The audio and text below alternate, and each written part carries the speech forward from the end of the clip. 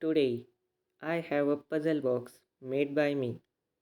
The objective is to open the box, but the lock is hidden inside.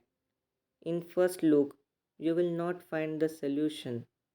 To open the box, you can see here there are two knobs from which one can rotate like this. So this side also rotates.